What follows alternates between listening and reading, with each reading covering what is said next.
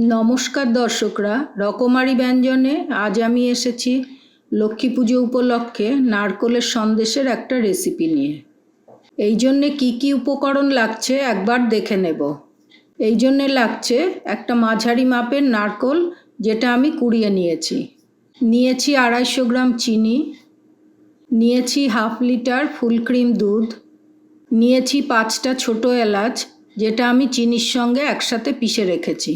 আর নিয়েছি 2 রকম সন্দেশ বানানোর ছাঁচ, আর লাগছে ঘি। প্রথমেই আমি নারকেল কোড়া, চিনি আর দুধ একসঙ্গে মিক্সিতে ভালো করে পিষে নেব। এই জন্যে আমি একটা মিক্সিং জারে নিয়ে নিয়েছি চিনি, দিচ্ছি নারকেল কোড়া আর দিয়ে দেব এতে দুধ। এই সব উপকরণগুলোকে মিক্সিতে এবার পিষে নেব। দেখুন, চিনি, নারকেল আর দুধ একসঙ্গে পেস্ট করে নিয়েছি। এবার এটাকে আমি প্যানে বসিয়ে একসঙ্গে জাল দিয়ে নেব। গ্যাসটাকে অন করে নিয়ে একটা প্যান বসিয়ে নিলাম। এবার এতে দিয়ে দেব পিষে রাখা মিশ্রণটা।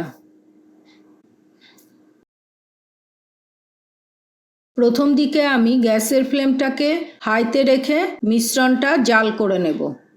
প্রথম থেকেই মিশ্রণটাকে অনবরত নাড়তে থাকতে হবে, না হলে নিচে ধরে যাওয়ার সম্ভাবনা থাকবে।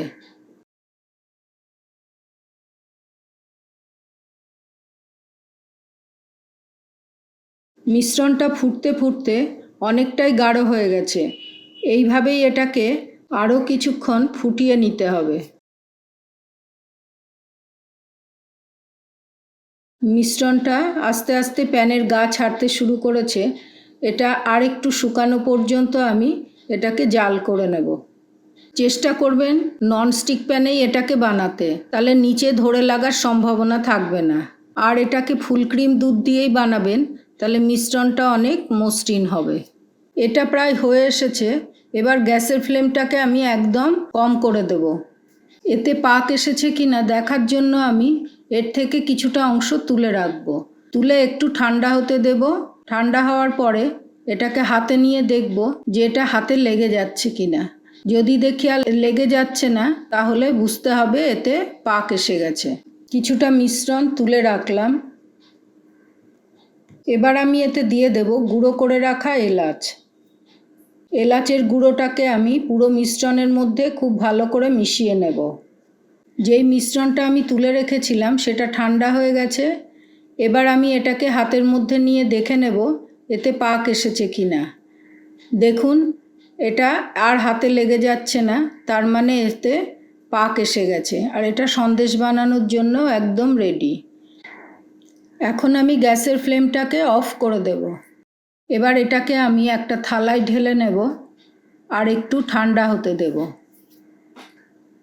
পুরোপুরি ঠান্ডা করে ফেলবো না, একটু হালকা গরম রাখতে হবে, না হলে সন্দেশটা আর গড়া যাবে না।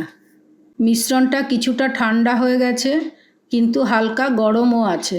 এবার আমি এর থেকে সন্দেশগুলো বানিয়ে নেব। এই জন্যে আমি নিয়ে নিয়েছি 2 রকম ছাঁচ।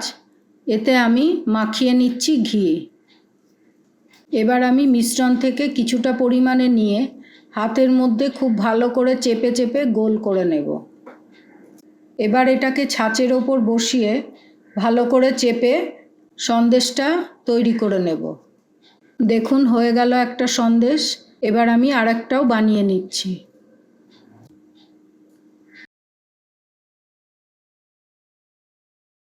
এগুলো হলো আমার ফুলছাপ সন্দেশ।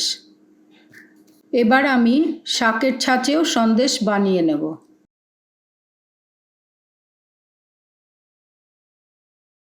হয়ে গেল আমার শাক সন্দেশ তৈরি। এইভাবে আমি বাকি সন্দেশগুলোকেও বানিয়ে নেব। দেখুন, আমার সমস্ত নারকেলের সন্দেশগুলো তৈরি হয়ে গেছে। আর এগুলো বানাতে বানাতেই শক্ত হয়ে গেছে। আর এর পাকটাও হয়েছে খুব ভালো। একটা সন্দেশ আমি আপনাদের ভেঙে দেখাচ্ছি। দেখুন কত সুন্দর এর পাক হয়েছে আর কতটা শক্ত হয়ে গেছে। এটা খেতে একদম ক্ষীরের সন্দেশের মতো, আর মুখে দিলেই এটা মিলিয়ে যাবে। আপনারা যদি এরকমই সন্দেশ বানাতে চান, তাহলে আমি যে উপকরণগুলো আর পরিমাপগুলো নিয়েছি সেগুলোই নেবেন আর এভাবেই বানাবেন। তাতে সন্দেশগুলো এরকমই ভালো হবে। সন্দেশগুলো আপনারা ফ্রিজের বাইরে রেখেও 1 সপ্তাহ খেতে পারবেন। রেসিপিটা যদি ভালো লাগে তাহলে ভিডিওটাকে লাইক করে দেবেন। লক্ষ্মী পুজোতে আপনারা বাড়িতে বানিয়ে এটা প্রসাদ হিসাবেও দিতে পারেন। আর কেমন হয়েছে সেটা কমেন্ট করে অবশ্যই জানাবেন। অন্যদের সাথেও রেসিপির ভিডিওটা শেয়ার করবেন। আর আরও এরকম রেসিপি দেখতে আমার চ্যানেলটাকে অবশ্যই সাবস্ক্রাইব করে দেবেন। পুরো ভিডিওটা দেখার জন্য ধন্যবাদ।